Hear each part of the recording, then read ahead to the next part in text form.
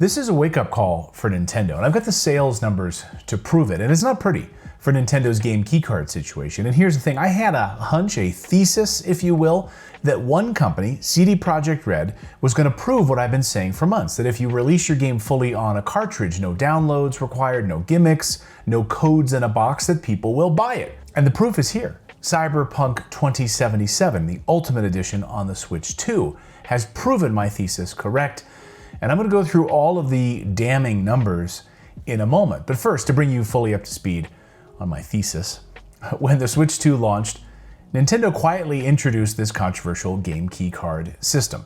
These are basically little plastic Switch cards with nothing on them except a license key. You still have to download the whole game from the internet onto your internal storage or SSD card. It's the physical equivalent of an empty gift box. Publishers like it, of course, because it's cheaper than paying for a 64GB cartridge. The estimates are that costs about $17 per cartridge. But players, they hate it. We hate it. Especially those of us who buy physical games because we want to own the game. We want to preserve it, actually play it without a massive download. We want to own the games. For instance, I just played and beat BioShock for the first time. I played it on my PS3. I have it up there on the disc, the full game, playable on the disc, no download required. And here's the thing, almost every big third-party publisher jumped on the keycard bandwagon. It's embarrassing. They jumped on it right at launch, like, oh, we can save a lot of money, let's do it. Now, when you go to a Best Buy, it's miserable looking. Literally, it's miserable. Street Fighter 6, yeah, game keycard. Hogwarts Legacy, game keycard. Hitman World of Assassination, game keycard. The message from these companies was pretty clear. You can have a box, but you're still getting a digital game. We want to be at Switch's retail experience, whether it's at Best Buy or Target or Walmart, because Nintendo has a big retail experience. And we know from CD Projekt Red, they've claimed how important that physical retail experience is. So then comes along CD Projekt Red, riding in on their red horse. They took Cyberpunk 2077, the definitive edition, with the Phantom Liberty expansion. They put the entire game on a 64GB cartridge. No download required. No please connect to the internet just before playing. You want to jump on an airplane and play this game? You can do that. And here's the part that Nintendo should pay attention to. It worked! And that's really the point of today's video. Cyberpunk didn't just sell well for a third-party game, it was the best-selling third-party game on the Switch 2 at launch. In the United States, it ranked number 2 in physical sales. Guess what? Right behind Mario Kart World, for crying out loud. In the UK, it was the top-selling third-party title in a launch week. And this is on a Nintendo system where historical third-party games get steamrolled by first-party juggernauts like Zelda and Mario. Remember, you had Tears of the Kingdom, Breath of the Wild, physical editions for the Switch 2 released also alongside of Mario Kart World. And it did that well. So by the end of June, Nintendo had sold 5.82 million Switch 2 consoles. Mario Kart World alone accounted for about 5.63 million game sales. A massive chunk, thanks to bundles, of course. That left roughly 3 million copies spread across every other game combined that was out there. So in that slice of pie, Cyberpunk took the biggest third-party bite.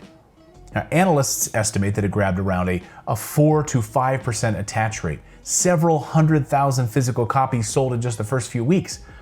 Now that may not sound huge next to Mario Kart, but for a third-party Nintendo launch title, it's a slam dunk. It outsold every other big-name port. Street Fighter 6, Hogwarts Legacy, Yakuza 0, Hitman, all of which were keycards. Now, some people might say, well, yeah, of course it sold well, it's a big game. But that argument doesn't hold water, because look at Hogwarts Legacy. That's also a huge game. It's also only 2 years old. It came out in 2023. Cyberpunk originally launched 5 years ago in December of 2020. Both games have sold over 30 million copies worldwide. So if we're comparing apples to apples here, two mega sellers with huge brand recognition, there's a clear winner on the Switch 2, Cyberpunk. And what's the difference? Well, one was fully on a physical cartridge, the other was a game keycard, end of story. Well, maybe not the end of the story, because remember, Cyberpunk is an adult game. I'm just thinking about that, right? Cyberpunk is an adult game with sex and violence. Hogwarts is not. Hogwarts is far more accessible.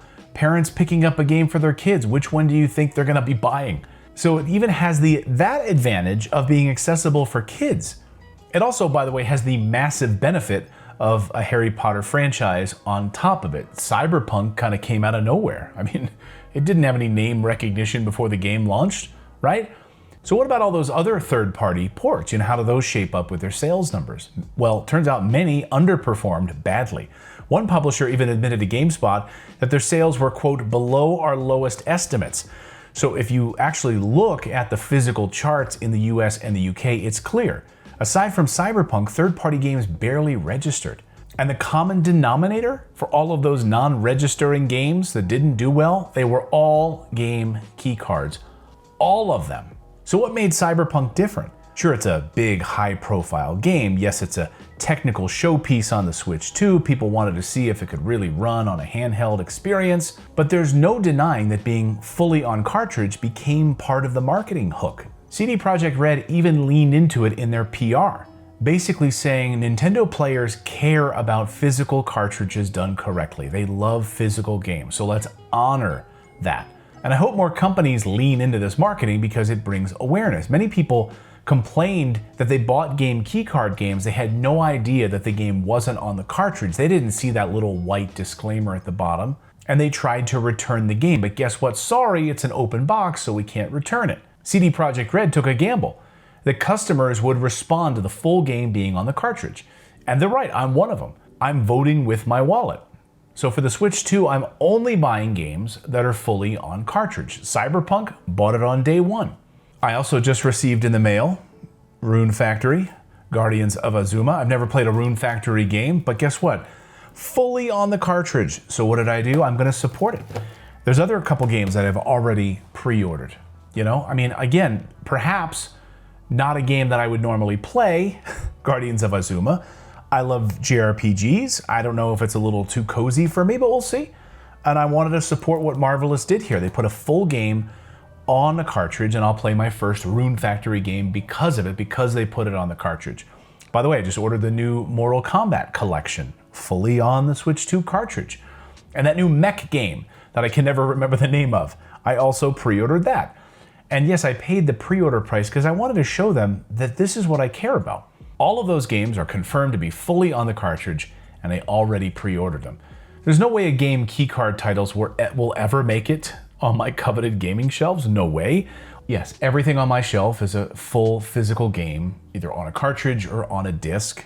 Mostly, give or take, there's a few little PS5 mistakes in there, given partial games, rest of it being downloads, yes.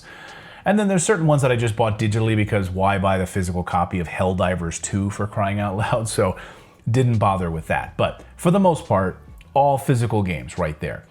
Now, they can stay. All those game keycard boxes can just sit and stay at a Best Buy or at a GameStop or a Target. I'm not buying them. I'm not paying $60 for a glorified download code.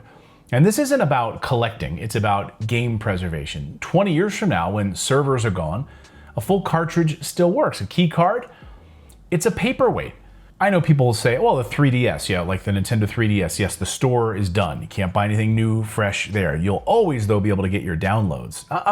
Not so fast. Nintendo has admitted that, quote, for the foreseeable future, you'll be able to download the games that you purchased. For the foreseeable future.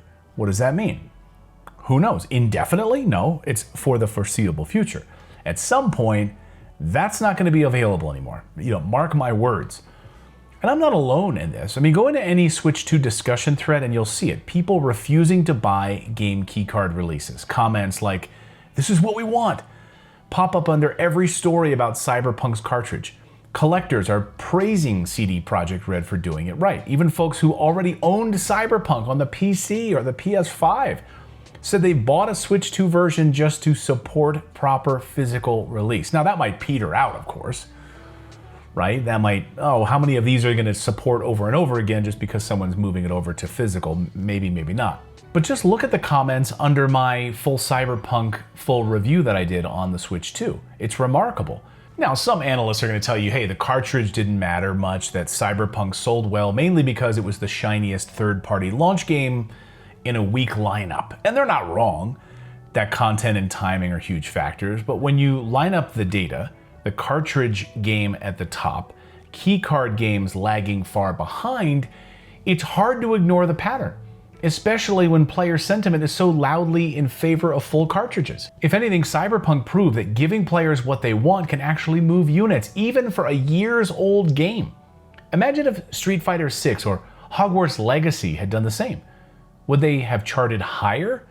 We can't know for sure, but I bet they'd be in a much better position than they are now. I guarantee you, I would have probably purchased Hogwarts Legacy to be able to play it portably on the Switch 2.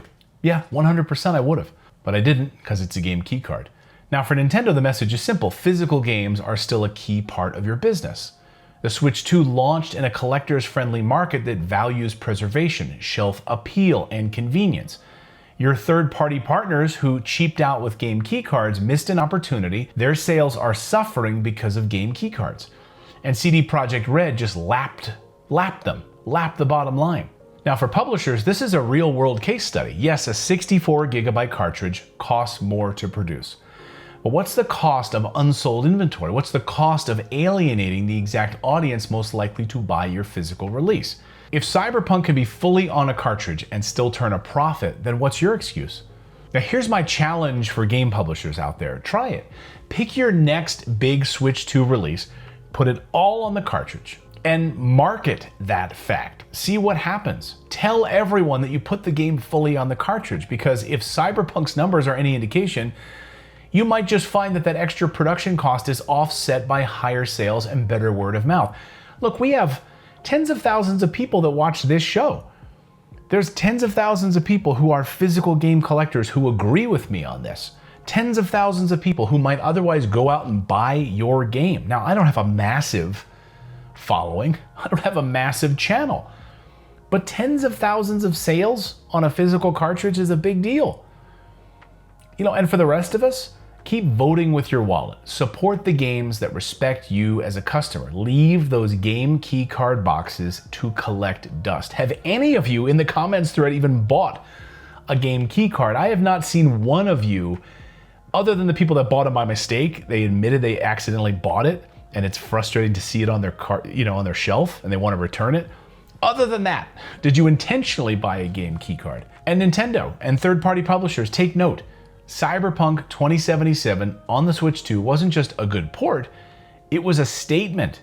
And the sales prove that people are listening. Do it right, put the game on the cartridge, and we will buy more of it. And Nintendo, offer up different size cartridges so we aren't stuck with shelling out $17 for a 64GB cartridge. Give them options. So if you've got smaller indie titles that only take up 10GB, provide those options just like you did on the Switch 1. So if you ignore this lesson, the charts are not gonna lie. We are not going to buy your crappy game keycard games anymore. That's what I'm saying. I'm putting my foot down on this. Let me know in the comments below, and thank you guys for subscribing. What do you think about these numbers from Cyberpunk 2077? I think it's a strong statement. What about you? And we'll see you next time, everyone.